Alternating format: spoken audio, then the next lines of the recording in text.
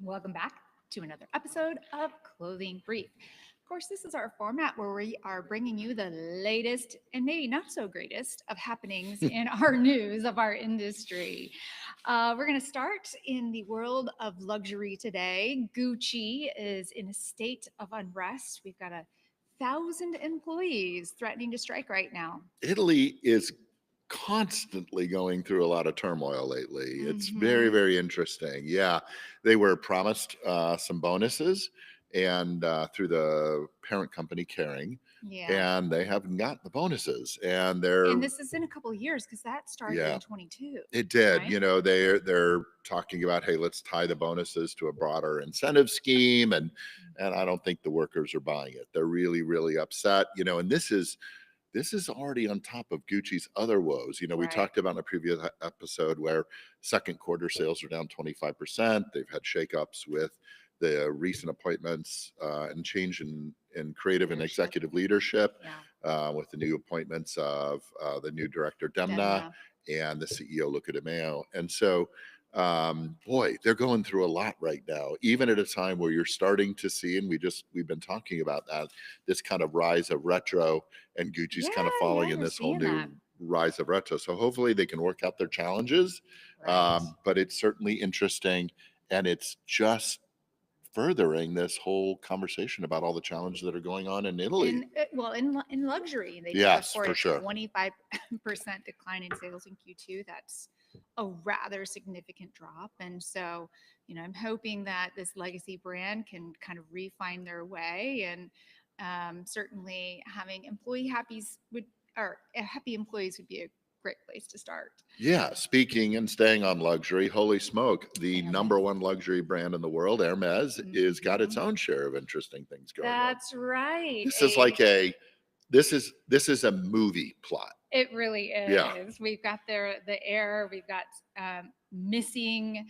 Oh gosh, $14 billion in 6 million shares that shares that have vanished, vanished.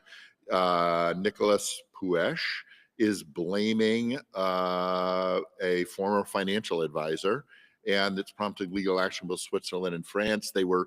She was ready to turn over or sell 6 million shares He to, or he, he yeah, was ready to turn over and sell 6 million shares to Honor America Capital LLC. It's a Qatari-based capital investment vehicle group, and 2025 they signed the agreement. They were all ready to go. The Emir of Qatar. And then all of a sudden they oops, can't can't find the find them. shares. So It's so that is really pretty crazy. yeah. Honor America Capital is pursuing $1.3 billion in damages. The parent company and the CEO, Axel Dumas, is saying, look, they're pretty sure Puech doesn't have them.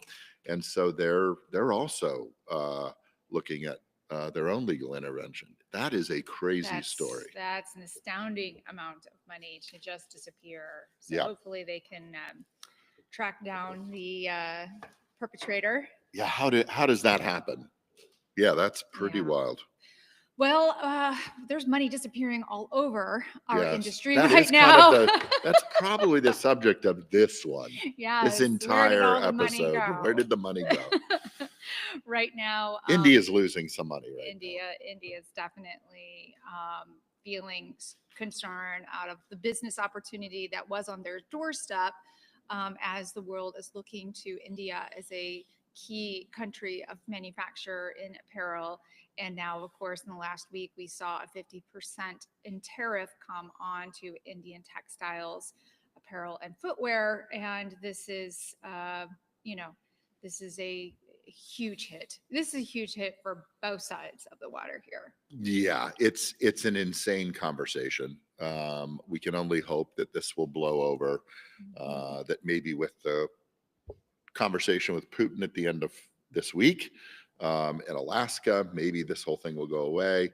I'm sure that the Indian delegations are working on this. Major manufacturers, there's a large manufacturer that we've worked with for years and years, on and off, Gokuldas. About 70% of their sales were in the US, and they're getting particularly hard hit. I don't think anyone planned for this one. And No. much like the In administration, fact, weeks ago, we were talking about a certain level of optimism. Yeah. And I think, look, it's a pissing contest. Trump's trying to hit Putin where it hurts. And hopefully that's going to change. We're all hoping that's going to change. You Yeah. take the two largest producers for apparel out, basically with high tariffs, China and India. It's making for a really, really interesting time. So, the goal is keep going forward, figuring out uh, different markets. I think one thing that Trump's doing is that he's driving these groups that have relied on American business to search other markets. So they're looking at growing, India's looking at growing their UK markets, EU markets, because they've got a great trade deal Yeah. with UK now. And I think that's going to be an interesting thing months or years from now, when with all of this volatility, good business decision making would be don't rely on America, because America is not a reliable business partner and they can take you out of business. Yeah. And so I think it's going to be something that we need to watch. Yeah. Okay. This is the last story in the lineup, I think, where we're going to talk about more missing dollars. And this time it's to the tune of $88 billion loss in the US economy. And this is a projection based on what is happening with the immigration crackdown.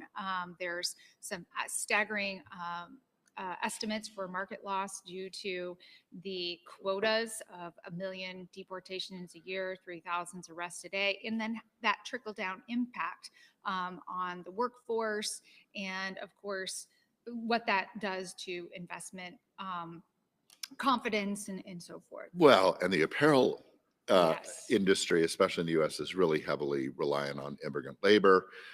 Cutting and sewing were the hardest hit. Cities like Los Angeles, ICE Oh, raids have disrupted right. garment factories. There's going to be a sharp decline in domestic manufacturing.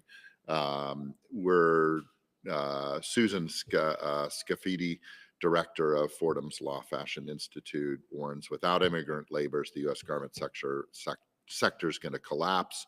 And I think it's going to be a number of other sectors. We're going to see agriculture. We're going to see a lot of different things. America is built on immigrant labor and has been for years.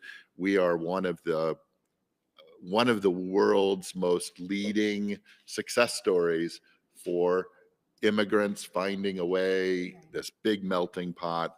And I think this is really ill thought, ill conceived, and hopefully things like this will change soon. I think Taking a look at the numbers is a good place to start. Yeah, well, how and do we 80% of the nation supports increasing well-structured immigration Sure. and naturalizing a lot of the immigrants that are in the U.S. This whole conversation about immigrants being criminals and crooks, it's probably in the single digits. Well, and there in terms again, of that's that. where And so, vetting of good numbers is beneficial, because there are some recent studies on what those numbers look like. The numbers are way down as far as the pool of immigrants versus criminals and just overall crime. yeah, in it's the United single States. digits. It's probably 7%, unlike the false news that's being depicted by the current Right. administration. But we're not here to get political. Yeah. So we're here to just share the facts. And now let's move on to something else that's not maybe so political, but pretty cool, I think. As somebody who really loves good marketing, good brand storytelling, the brand True Religion is finding itself back on people again. This is a brand that 20 some years ago was almost an overnight success, and then it kind of dwindled away and disappeared.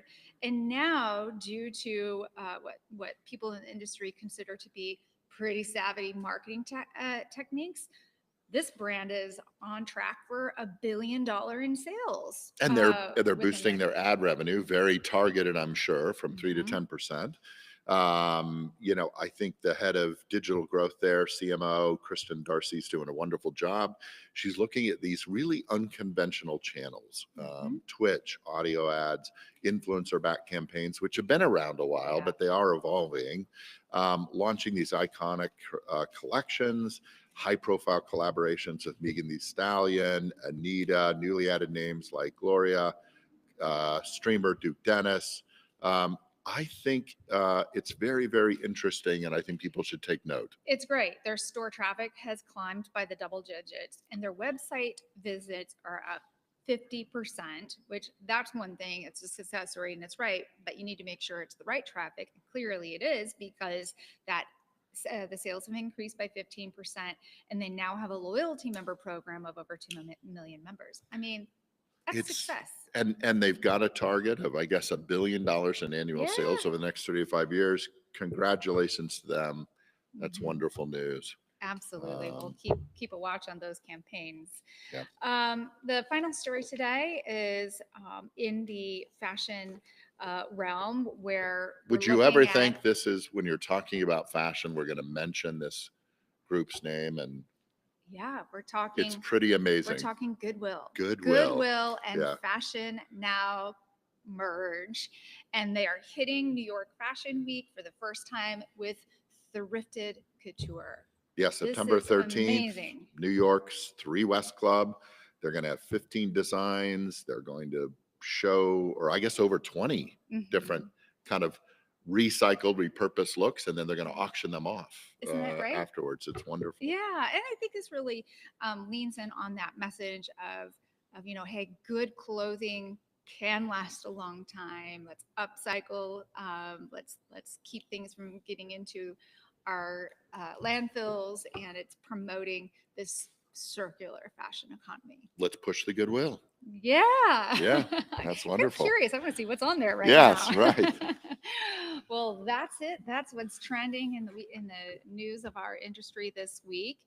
Don't forget to subscribe to stay apprised of upcoming conversations. If there's anything you want us to be leaning in on, any great guest topics you or guest ideas or topics you are just eager to hear on our longer format podcast, Clothing Culture, the podcast, found anywhere you catch your podcasts, let us know. We want to hear from you. We'll see you next week. Same time, same place.